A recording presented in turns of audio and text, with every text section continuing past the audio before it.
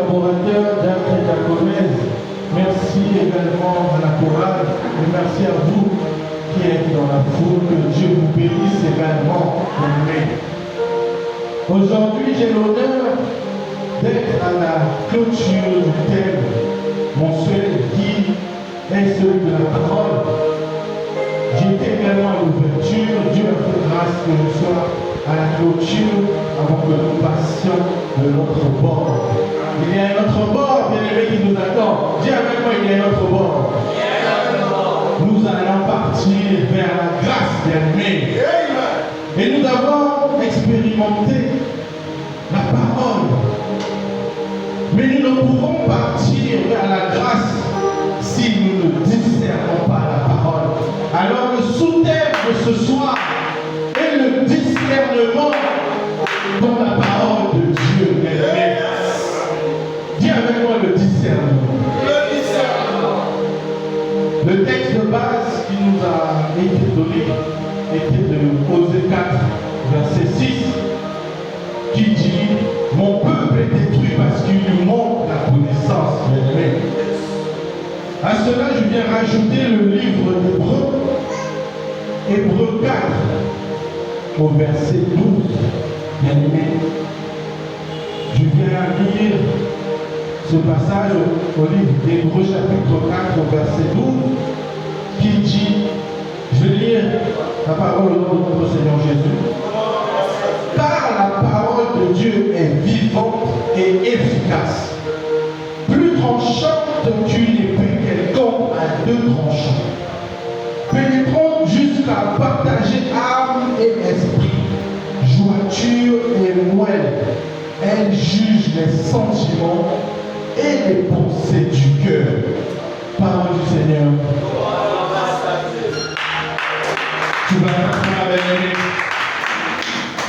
Bien-aimé, nous vivons dans un monde où les voix sont nombreuses.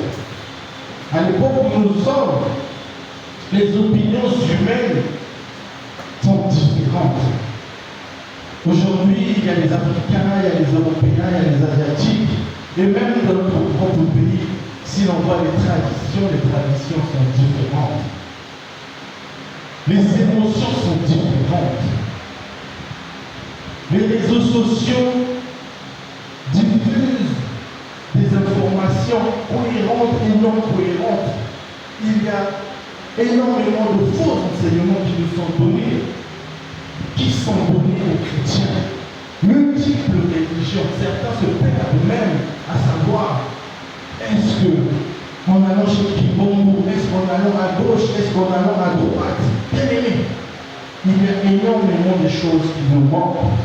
Et cette chose indispensable qui nous manque, c'est le discernement. Bien aimé, face à cette multitude, face à cette pluralité d'informations que nous recevons tous les jours, il nous manque le discernement. Parce que le chrétien doit avoir son discernement. Le chrétien doit avoir son discernement. Et le discernement que le chrétien doit avoir doit lui permettre de marcher selon la volonté de Dieu.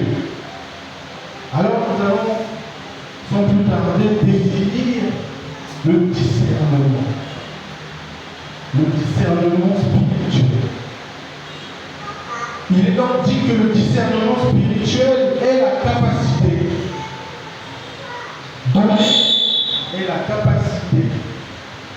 donnée par Dieu de distinguer le vrai du faux, le bien du mal, la volonté de Dieu de ces hommes. Parce que beaucoup confondent. Quand c'est la volonté des hommes, ils pensent que c'est la volonté de Dieu. Et quand c'est la volonté de Dieu, peu arrivent à distinguer. Donc le discernement est la capacité donnée par Dieu de distinguer le vrai du faux, le bien et le mal. La volonté de Dieu à celle des hommes, grâce à la lumière de sa parole et à l'action du Saint-Esprit. Amen. Le discernement n'est donc pas réservé à à une certaine élite, si puis-je le dire. Certaines personnes peuvent se dire, non, il n'y a que le pasteur. Non, il n'y a pas que le pasteur. Le discernement n'est pas réservé à une certaine élite bien-aimée. Le discernement, c'est une nécessité que tous nous devons avoir, que chaque enfant de Dieu, celui qui considère qu'il est enfant de Dieu, doit avoir le discernement. Amen. Amen. Alors, Amen. C'est notre moment. Donc nous allons voir la provenance du discernement. Par où commence le discernement dans la vie d'un enfant de Dieu? Bien aimé, le discernement commence par la crainte de Dieu. Un enfant de Dieu doit avoir la crainte de Dieu. Parce que la crainte te permet non seulement de discerner peu à peu, parce que rien que le fait de ne pas vouloir faire une chose, parce que déjà tu as la crainte de Dieu, quelque part tu discernes. Est-ce que je parle? Dans le livre de Psaume, chapitre 111, Psaume chapitre 111 au verset 10, il est dit: la crainte de l'Éternel est le commencement de la sagesse. Alors, si tu veux être sage, tu dois commencer à craindre l'Éternel. Tu dois commencer à l'honorer. Tu dois commencer à l'adorer. Tu dois respecter ses commandements, bien-aimé. Tu dois te soumettre à sa parole. Amen. Parce qu'il y en a qui prétendent être soumis à Dieu, mais qui font l'inverse. Le discernement commence par la crainte, bien-aimé. Dans le livre de 1 Roi, chapitre 2, au verset 3. Le livre de 1 Roi, chapitre 2, au verset 3. Il nous est dit, quand David approchait de la mort, il donna des ordres à Salomon en disant, ça c'est le père qui parle au fils qui va être son successeur. Il ne lui a pas dit, regarde, j'ai laissé ceci, telle richesse. Non, il lui a laissé un message de poignant, disant, observe le commandement de l'Éternel ton Dieu, en marchant dans ses voies, en gardant ses lois, ses ordonnances et ses préceptes, selon ce qui est écrit dans la loi de Moïse, afin que tu réussisses dans tout ce que tu feras. Bien aimé, nulle part David a dit à Salomon de faire autre chose. Alors je m'adresse au père qui est dans la salle, à la mère qui est dans la salle. Prends-tu qu'on soit un peu un temps avec ton enfant pour lui rappeler déjà de façon propre les obligations que doit avoir un enfant de Dieu qui veut réussir.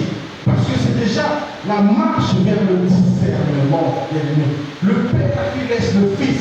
La Bible nous dit que David a régné pendant 40 ans. Il a régné pendant 40 ans. Et l'héritage qu'il laisse n'a pas été celui que Salomon le succède en termes de royauté. Non, c'est ce message pour nous.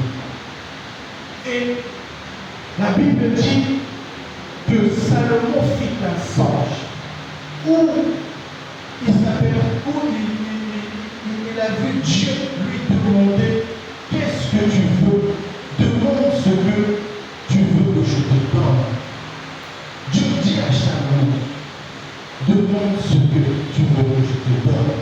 Dans le livre de 1 Roi, chapitre 3, au verset 6. 1 Roi, chapitre 3, au verset 6. Salomon répondit, tu as traité avec une grande bienveillance ton serviteur David, mon père, parce qu'il marchait en ta présence dans la fidélité, dans la justice et dans la droiture du cœur envers toi.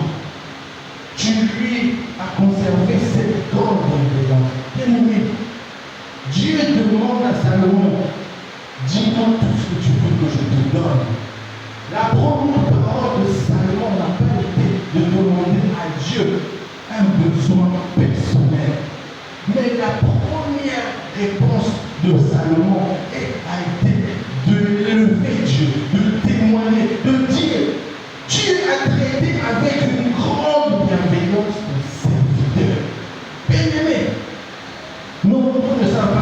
demander à Dieu. Tu viens directement, tu poses ton besoin, mais sans pour autant rendre grâce, témoigner des bienfaits de Dieu dans ta vie. Parce que déjà tu es en vie, déjà tu es en proximité. Combien ne le sont pas? Mais il faut donner, comme on dit, cette considération à l'Éternel pour tous ses bienfaits, cette reconnaissance. C'est ce qu'a fait Salomon. Il a rappelé les bienfaits de l'Éternel envers son Père. Et en plus, il précise parce qu'il marchait dans la fidélité, dans la droiture. Donc Salomon s'adresse à Dieu en disant: tu as béni mon Père parce qu'il marchait dans ta fidélité. Donc lui également sait que s'il veut être béni, il faudrait qu'il marche dans la fidélité. Il faudrait qu'il marche dans la justice. Mais il le rappelle à Dieu avant de poser sa demande. Mais toi qui demandes à Dieu, comment marches-tu? Déjà de là, pour ne pas dire que je ne sais pas si c'est une malédiction, si ce blocage-là, comment marches-tu déjà? Parce que Salomon savait que si mon père a perduré dans ce chemin, c'est parce qu'il était fidèle à Dieu, c'est parce qu'il observait ses commandements, ses préceptes, il savait. Mais cela n'a pas empêché de se dire que si je marche comme avec fidélité, comme l'a fait mon père, que je viens à l'église, que je marche, comme la vie du chrétien d'aujourd'hui, que Dieu va me bénir. Non, bien aimé, Salomon savait qu'il devait marcher comme a fait son père, mais il s'est permis de rappeler cela à Dieu pour toujours présenter l'intérêt de Dieu avant l'intérêt de l'homme. Bien aimé, nombreux parmi nous font cette erreur. Nous présentons notre intérêt au lieu de présenter l'intérêt de Dieu. Tu demandes un enfant. Rappelle-toi que Anne, quand elle a demandé à Dieu de lui donner un fils, elle l'avait consacré. Elle a dit: Seigneur, si tu me donnes un fils, je te le consacre déjà comme serviteur. Pourquoi cela s'est fait? Parce que dans le besoin, le but premier qui avait été présenté était l'intérêt de Dieu. Et non ton intérêt personnel. Est-ce que je parle à quelqu'un? Salomon n'a pas demandé richesse, n'a pas demandé fortune. Salomon a demandé un cœur intelligent pour discerner le bien et le mal. Si c'était toi et moi, qu'allons-nous demander? Certains même ont déjà des marques de voiture, bien aimé. Certains ont des marques de costume. Yes! Comme si la vie se limitait à ça, bien aimé. Mais regarde, certains auraient demandé une maison. Tout se pose aujourd'hui dans le matériel. Mais regarde, Salomon, qui était déjà fils de roi, c'est pas qu'il devait devenir pauvre, bien aimé. Mais l'opportunité qu'il a eue de voir Dieu en faisant ce songe de pouvoir exprimer ce besoin, il a d'abord rappelé les bienfaits de l'Éternel pour le rendre grâce. Et puis après, son besoin, quand il s'est présenté, n'était pas dans le but de se servir lui-même, mais de servir Dieu. Parce qu'il demande un cœur intelligent pour distinguer le bien et le mal. Bien aimé. Pour discerner le bien et le mal. Et ce discernement devait servir à qui? Nous devons servir à Dieu. Parce que ça allait le permettre de bien juger le peuple. Ça allait le permettre de prendre des bonnes décisions. À cette époque, c'est le peuple qui a demandé à Dieu de lui envoyer un roi bien aimé. Ce qui veut dire que toutes les décisions que pouvait prendre le roi devraient forcément dans la tête d'un habitant de cette époque venir de Dieu. Et Salomon aurait pu tout demander. Il aurait pu demander longévité, tout ce qu'il voulait. Mais la première des choses était les intérêts de Dieu. Bien aimé, quand tu demandes à Dieu, ne présente jamais tes intérêts personnels. Ne te dis pas c'est parce que tu viens à l'église, tu évangélises, tu fais que tout devrait marcher. Non, bien aimé, il y a des choses encore que tu dois faire. Il y a encore, Dieu on ne le tombe pas, on ne le contraint pas. Ne te dis pas que pourquoi je stagne, pourquoi je suis bloqué, pourquoi. Non, ça c'est le diable qui te met cela. Est-ce que ce que tu fais de toi, tous les jours où tu viens, tous les jours où tu te réveilles, est-ce que cela se fait dans l'intérêt général? Et l'intérêt général, comme l'avait prêché notre très cher frère, doit être celui de Dieu. Car lui qui est dans les cieux nous veut notre bien. Alors si ton besoin porte ton intérêt vers Dieu, tu ne peux pas que bénir mon frère. Bien-aimé, cela devrait te porter dans l'intérêt général. Parce que nombreux se perdent. Nombreux se perdent. Tu as besoin, tu veux que Dieu puisse te bénir. Mais comment tu le demandes? Tu veux un travail. Mais celui contre toi qui dit Seigneur, donne-moi un travail. Et celui qui dit Seigneur, si je pouvais ensuite avoir un travail, je contribuerais pour ton œuvre. Bien-aimé, le besoin que tu exprimes devant Dieu est porté vers son intérêt. Vers l'intérêt de ta famille.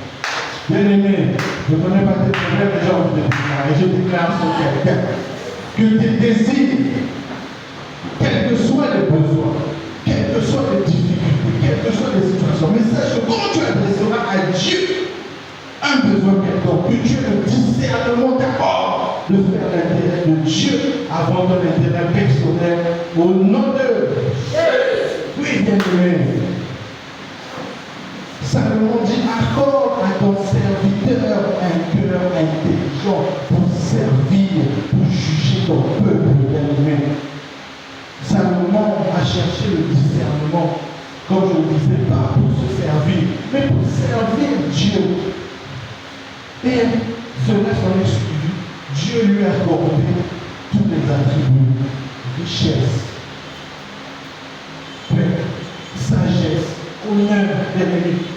Cela nous montre que celui qui cherche d'abord la volonté de Dieu, qui cherche d'abord la volonté de Dieu avant ses propres besoins personnels, bien-aimé, récolte la capacité de discerner sur toutes les solutions. Est-ce que je parle? Admettons que tu es malade. Tu demandes à Dieu la guérison. Là, c'est un besoin personnel, mais tu es malade. Tu demandes à Dieu de guérir tous ceux qui sont dans cette situation. Tu présentes devant le Seigneur, je ne suis pas celui qui souffre le plus dans cette situation sans doute, mais de par ta volonté que ce miracle puisse s'accomplir. Bien-aimé, pour que ton nom rayonne toujours au plus haut. Là, tu as déjà, tu ne te rends pas compte que dans ta prière, tu discernes déjà les capacités de pouvoir trouver toutes les solutions sur ton problème. Parce que tu aurais pu venir directement pour ta supplication personnelle, mais tu vas présenter pour l'ensemble, pour l'assemblée. Tu vas présenter et Dieu dit dans sa parole, il y a 2, 3, il est parmi, il ne peut être. Ah, bien-aimé. En faisant cela, tu bénéficies du discernement. Tu as la capacité à discerner correctement les situations. Ça ne marche pas au boulot. Prie pour les autres. Prie. Tu es à la maison. Prie pour les autres. Ne prie pas pour ton cas. Ne va pas faire des jeux que pour ton cas. Non. Fais-le pour les autres. Tu verras qu'à chaque fois que tu auras une situation, le discernement t'appuiera. Comme l'a fait Salomon. Salomon n'a pas demandé ses besoins personnels, mais c'est tout, avant tout, les besoins pour servir l'Éternel, bien-aimé. Alors que les intérêts personnels soient toujours mis de côté et que les intérêts de Dieu puissent toujours être devant dans la vie d'un chrétien. Comment parvenir à un discernement? Donc nous avons vu la crainte, au premier lieu, nous allons voir la méditation. Parce qu'il faut méditer pour posséder un discernement subtil. Parce que la parole de Dieu éclaire non pas comme une lampe. La parole de Dieu est notre intelligence spirituelle. Et comme il est dit dans le livre de Psaume, chapitre 119, verset 105, il est dit, ta parole est une lampe à mes pieds et une lumière sur mon sentier. Sans la parole, nous marchons dans l'obscurité. Bien aimé, la lampe est claire. Celui qui est dans la lumière, on voit, on est en sécurité. Si quelqu'un veut s'aventurer à venir nous attaquer, nous avons le temps déjà de voir. Et même pour celui qui marche, il marche en sécurité. Il voit où il va. Mais celui qui marche dans l'obscurité, parce qu'il a dit, sans la parole, nous marchons dans l'obscurité. Sans la parole, tu es dans le noir. Donc tu ne sais pas ce qu'il y a devant toi. Et devant toi, il y a la mort, il y a la maladie. Est-ce que je parle à quelqu'un spirituellement? Tu es en train de marcher, mais tu es dans le noir. L'autre a la lampe, l'autre a la parole qui est la lumière. Et toi, tu es dans le noir. Non seulement tu marches, tu ne sais pas, il y a des obstacles. Tu te colles, tu marches à l'aveugle. Et quand tu te colles, tu te blesses même. Et cette blessure physiquement entraîne une maladie. Certaines personnes ne savent pas pourquoi une maladie part. C'est bien aimé, parce que déjà devant toi, il n'y a pas de lampe, il n'y a pas la parole. Et dans ta marche, tu t'es blessé. Et physiquement, cela s'introduit comme une maladie. Bien aimé, est-ce que je peux parler? La parole est une lampe à nos pieds. Mais toi, tu marches sans parole. Parce que pour marcher avec la parole, il faut la méditer. Combien de temps prends-tu dans la journée pour méditer la parole de Dieu? Alors dis-toi, tu sors de chez toi, tu marches, il y a une situation. Parce que spirituellement, déjà, tu t'es sorti, mais tu t'es cogné, tu t'es blessé. Voilà pourquoi cela se produit physiquement. Bien aimé, je vais déclarer sur terre que la parole qui est la lampe à nos pieds ne quitte jamais ta maison. Que celui qui est bloqué, qui stagne, qui ne progresse pas, qui se blesse dans sa marche parce qu'il manque la lumière, que la lumière qui représente la parole s'intensifie dans ta vie et change tout ce qui ne marchait pas dans le nom puissant de Jésus. Bien-aimé, médite la parole. Pas de rien en lisant un verset, tu ne sais pas ce que tu transformes spirituellement. Et le spirituel impacte le physique. Tu n'en comprends pas. Des fois, tu devais être contacté par une entreprise, mais tu ne sais pas parce que tu n'as pas provoqué ça. Parce que tu n'as pas passé ton soi un temps dans la méditation. Je vais vous partager un témoignage cette semaine qui m'est arrivé. J'étais au bureau. J'ai mon frère qui m'appelle. J'étais au bureau. Voilà, il faut prier avant de sortir.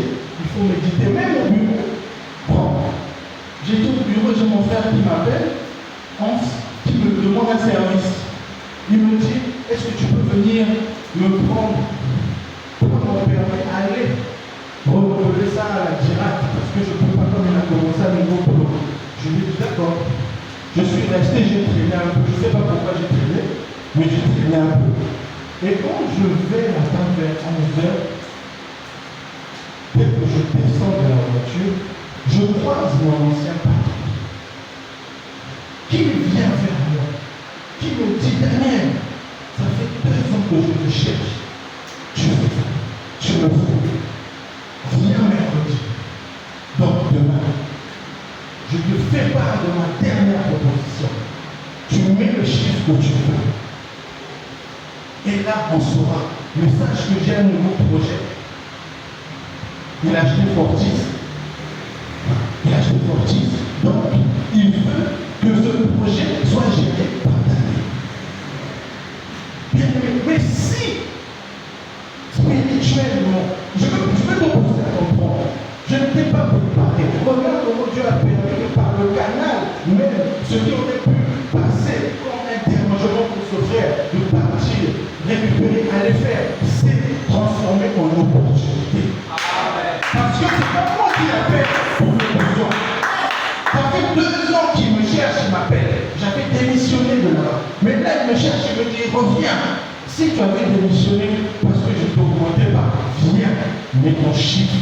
Après, on part. Bien aimé, regarde la grâce. Après le mariage du pasteur, je n'ai même pas postulé. Ça fait longtemps que je postule plus. Mais c'est le boulot qui vient. Bien aimé, apprenons à saisir les opportunités.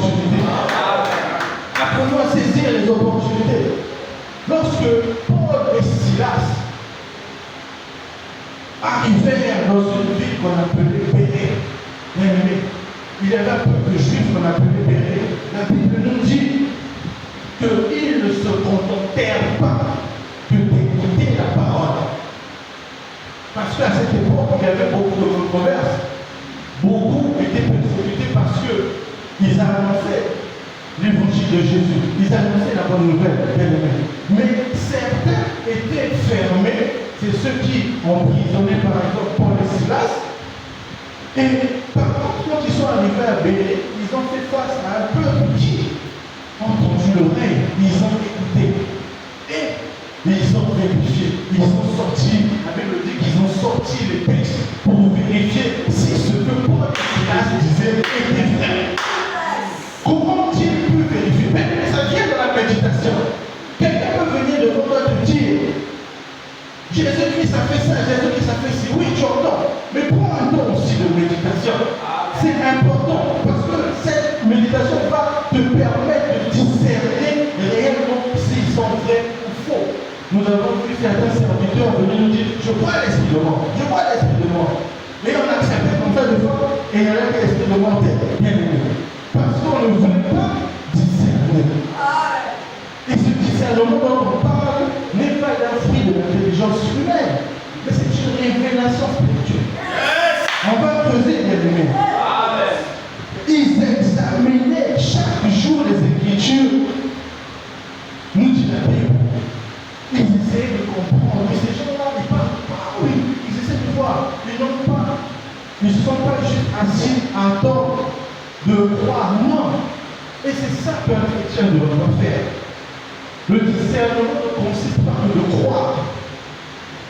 Mais il faut méditer aussi. Il faut pas, je ne dirais pas confronter Dieu, mais il faut chercher Dieu encore plus. Pour comprendre, pour creuser. Comme dit notre Père, creuse encore, creuse. Voilà, c'est en creusant qu'on atteint le fond. Bien-aimé, que quelqu'un vienne dans ta vie pour te dire, voilà, là où tu es là, Dieu m'a dit ceci, ça. Si tu es bébé spirituel, comme on l'était, on va te manier. Tu dois œuvrer. Et en œuvrant, c'est en faisant la volonté de Dieu pour bénéficier de ce discernement-là. Comme ce peuple de Béret qui avait vu en écoutant et en examinant que Paul et Silas étaient des véritables serviteurs de Dieu.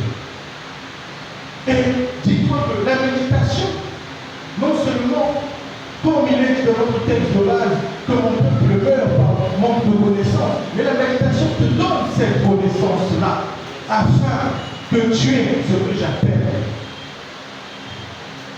on voit le discernement, le il est aussi écrit.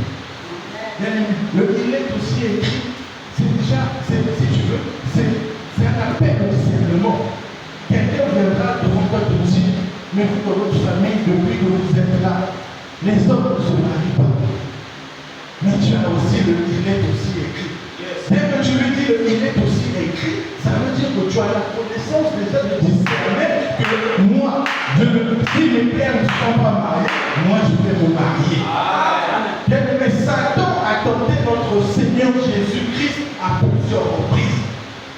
Notre Seigneur ne s'est pas juste permis de dialoguer avec. On ne dialogue pas avec le diable. Parce qu'il va venir avec la parole manipulée.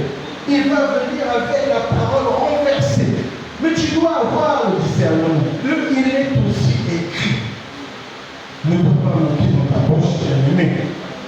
Que quand quelqu'un vient vers toi te dire, depuis que je dépose des CV, je ne sais pas si c'est une malédiction. Non, il est aussi écrit.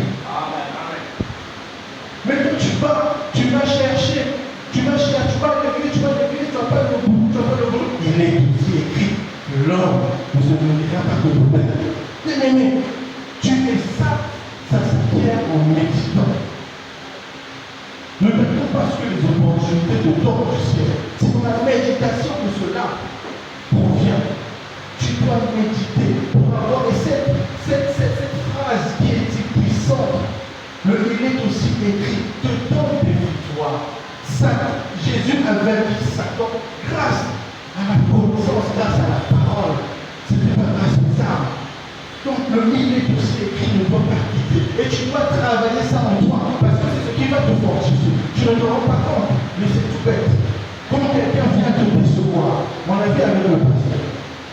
reçu. Or, le mari reste à Boboka.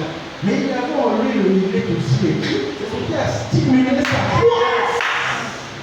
Parce que le fait d'avoir une réponse, bien aimé, il y a une chose que j'ai compris à travers tout ce dont nous avons passé la parole. Que le diable, que Satan, Papa Bernard a prêché ça le dimanche, que la parole est la bénédiction et la malédiction est au bout de la langue. La première parole que Dieu a adressée à l'homme était une parole de bénédiction. Ce qui veut dire que Satan sait que nous avons ce qu'il n'a pas. Nous avons la parole. Au même titre que la parole peut nous détruire, la parole nous bénit. Et qu'est-ce qu'il fait? Ils essaient de nous tromper. C'est par nos propres propos que nous nous maudissons. C'est par nos propres propos que cela arrive. Quand quelqu'un se lève et dit, je ne sais pas si c'est dans ma famille, vraiment on est maudit. S'il avait il est aussi écrit, on n'aurait pas dit. Parce que Satan utilise ça pour impliquer que la parole puisse s'imprimer. Celui qui dit, mais vraiment je ne comprends pas cette situation-là, dans ma famille, mon père, ma mère, ils n'ont même pas atteint 50 ans. Vraiment, je ne sais pas. Tu es en train de proférer cela. Parce que Satan, pour te tuer, il passe par des actions à toi.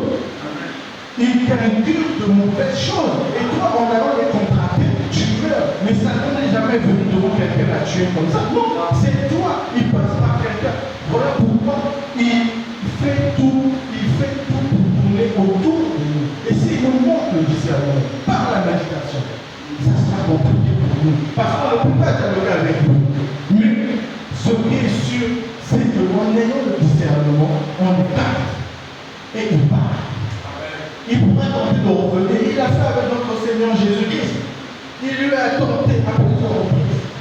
Mais le discernement n'a pas manqué dans la bouche de notre Seigneur Jésus, qui nous montre déjà comment nous devons. Et je pense cela dans toutes les situations que tu peux avoir. Pose-toi la question une fois, au travers de tes situations. Quelle est la parole que tu prononces? Ta femme tombe malade, tu dis, c'est pas, mais tu vas aussi mourir parce que le diable, c'était ça, que tu prononces. La parole est puissante.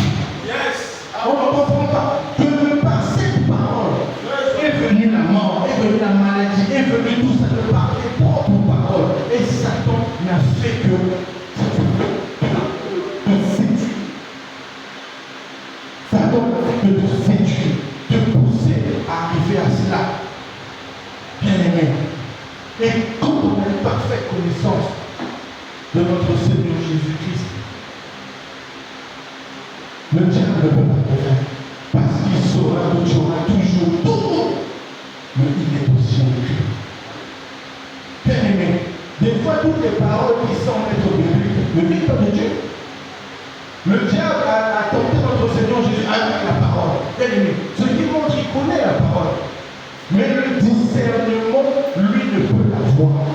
Parce que le discernement vient directement du Saint-Esprit, bien aimé.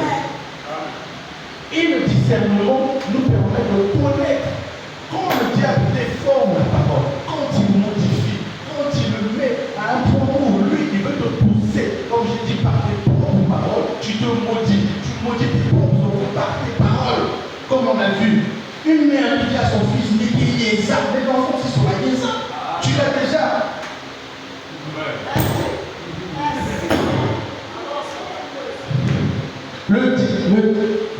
Le discernement dévoile ce qui est caché dans le cœur. Le discernement dévoile ce qui est caché dans le cœur.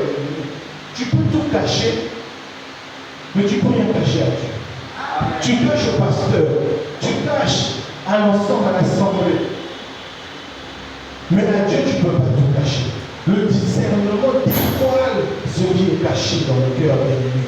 Parce que Dieu regarde au-delà des apparences. L'homme regarde l'homme. Il voit ce qui tape à l'œil. Ah, c'est une belle femme. Il s'arrête là. Mais Dieu regarde le cœur. Dieu regarde la profondeur. Dieu regarde au-delà des apparences. Il y a un homme dans la Bible nommé Samuel. Quand Dieu lui dit Samuel, va en pays Bethléem, il y a un homme nommé Isaïe, va voir un de ses fils sera le roi que Dieu a choisi. Je vais paraphraser comme ça. Bien aimé, Samuel, quand Samuel est arrivé auprès d'Isaïe, quand il a commencé à voir les enfants d'Isaïe, il était impressionné par la beauté des enfants d'Isaïe. Yes. Il était impressionné par la beauté des enfants d'Isaïe.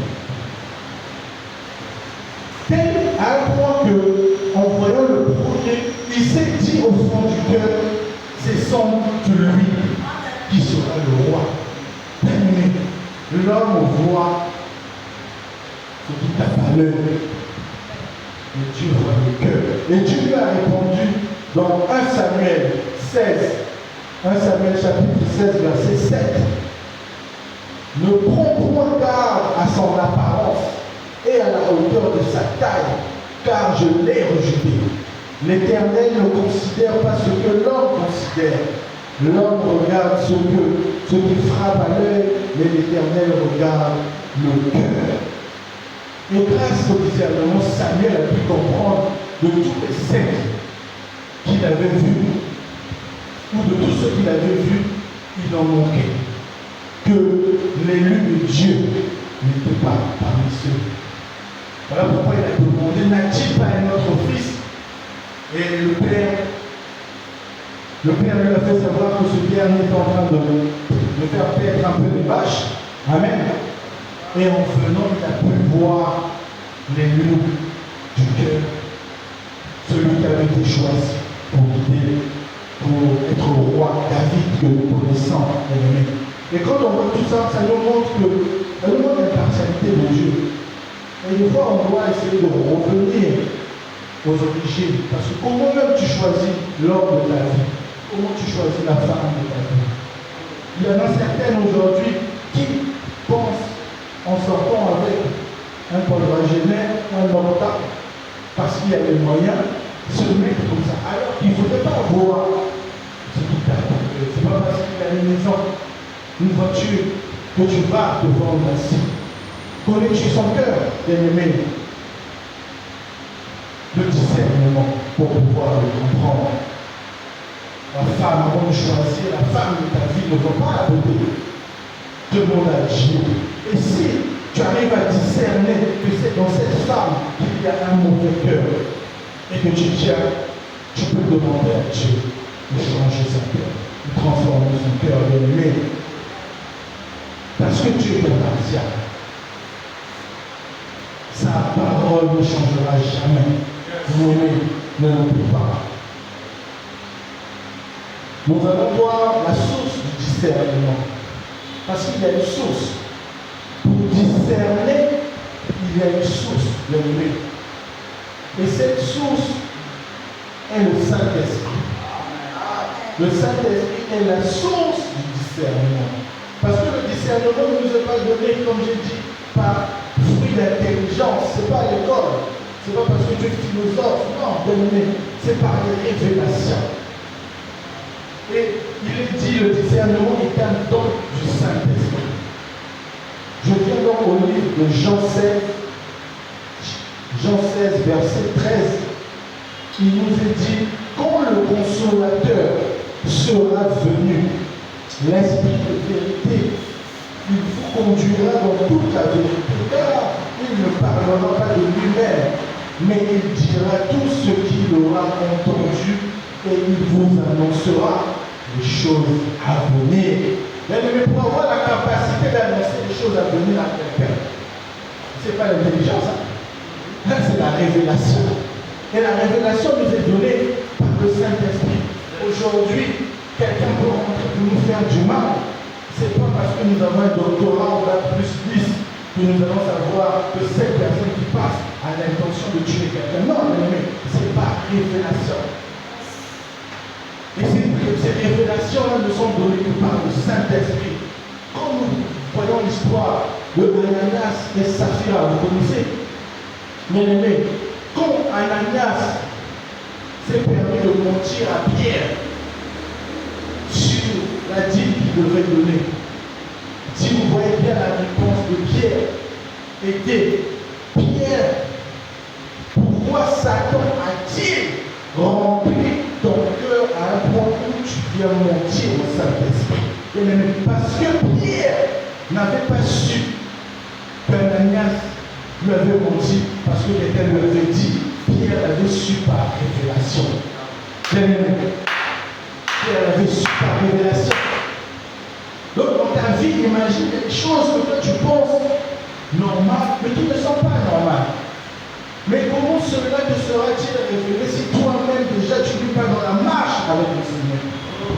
Parce que cela ne te sera jamais dit par quelqu'un de ta famille ou du quartier qui te voit tous les jours en disant: ah, toi tes pieds là gonflent parce que on dirait tu manges beaucoup de poisson. Non, mais la révélation, quelqu'un te démontrera que spirituellement, il va te dire qu'il y a eu quelque chose qui se passe. D'une profondeur immense. Parce que quand tu vas à l'hôpital, on te dira que ce n'est pas le poisson qui fait ça, ou la viande. Mais spirituellement, l'Esprit Saint révèle bien-aimé. Et pour arriver à ce niveau de discernement-là, cela demande une marche à respecter, une conduite à avoir, que nous allons apprendre comment atteindre le discernement. Comment faire pour pouvoir, pour nous, ceux qui n'ont pas encore cela. Il y a quelques jours, je fis un songe où je me suis vu avec deux frères en train de marcher. Et je pense que le pasteur Ami était là, dans le rêve. Et je vais vous dire ce qui m'a attiré dans ce rêve. On marchait, on parlait. Et le pasteur Ami, dans mon songe, était en train de parler, comme de prophétiser ou d'évangéliser. Je parlais. Et il y a une femme qui s'est arrêtée, qui m'a dit: Daniel, je me suis arrêté. Et j'ai entendu la parole s'éloigner de moi. Après, je me suis réveillé. Et quand je me suis réveillé, j'ai dit: pourquoi cette femme m'a interpellé pendant que j'étais dans la marche avec son serviteur? Bien-aimé, le discernement. Automatiquement, j'ai discerné que s'il y a une femme qui va venir pour m'éloigner de la parole, parce que je marchais, et vient de le faire de la paix de cette femme, et j'ai commencé à prier.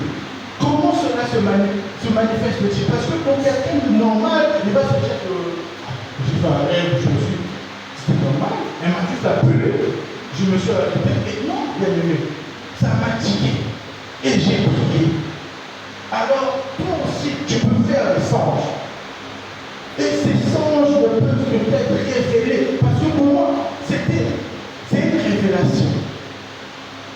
C'est une révélation. Et si tu n'as pour arriver à ce niveau de compréhension, il te faut respecter cette marche que nous allons voir. Mais comment développer le discernement?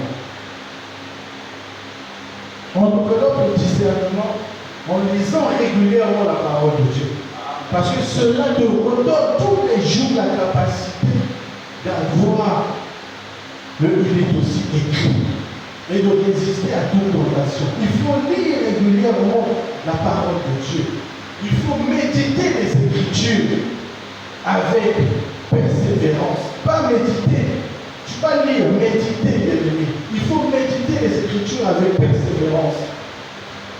Prier pour recevoir la sagesse divine, sachant que ta prière doit porter sur l'intérêt de Dieu avant ta propre intérêt. Bien-aimé, marcher dans l'obéissance, très important. Il faut marcher dans l'obéissance à Dieu. Comment obéis-tu au principe de Dieu? Dieu a laissé dire l'Éternel. Est-ce que tu obéis? Il faut marcher dans l'obéissance. Il faut être sensible à la direction donnée par le Saint-Esprit, bien-aimé. Parce que c'est lui l'Esprit révélateur, c'est lui l'Esprit de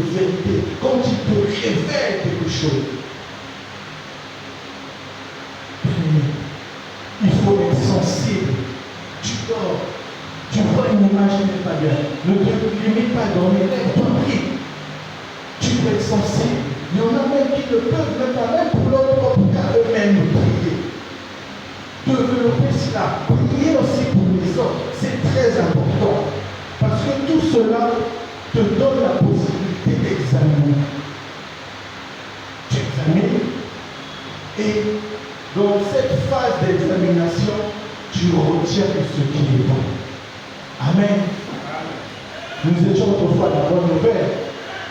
Quand nous examinons, nous retenons ce qui est bon, ce qui a pu être bon pour nous. Le reste, ne compte pas. Parce qu'aujourd'hui, nous avons vu, non seulement nous voyons, nous marchons, non pas par la vue, mais par la foi.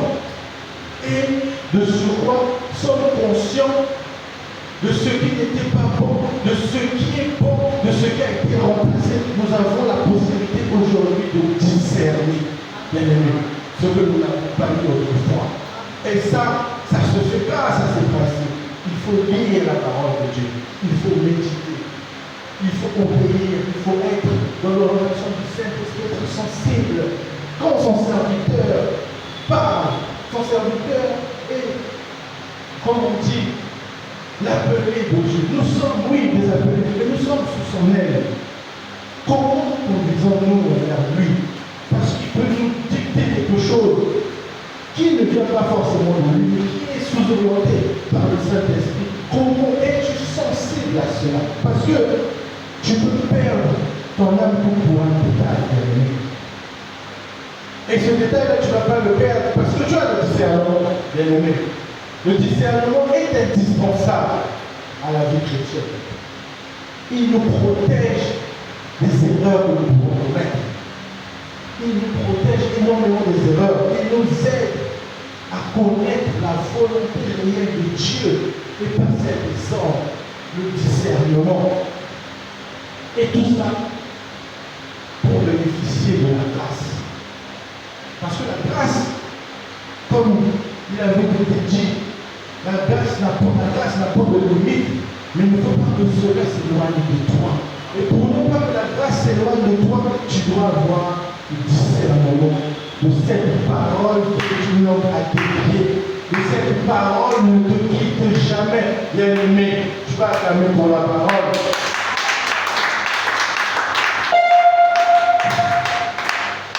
Bien-aimé, tu vas te lever, je vais déclarer. Tu m'as mis à cœur de déclarer. Je vais déclarer sur quelqu'un ce soir. Bien-aimé, je déclare sur quelqu'un. Comme Salomon, que tu demandes à Dieu un cœur capable de discerner. Un cœur intelligent capable de discerner toutes les situations que tu rencontres dans ta vie. Comme le peuple de Béré, que tu examines les Écritures. Comme notre Seigneur Jésus-Christ, que tu t'appuies sur la parole pour résister à toutes les tentations que tu recevras dans ta vie. Comme Pierre, que le Saint-Esprit te révèle ce qui est caché dans ta vie pour que la grâce ne quitte jamais ta maison. Au nom de Jésus. Tu vas acclamer pour la parole.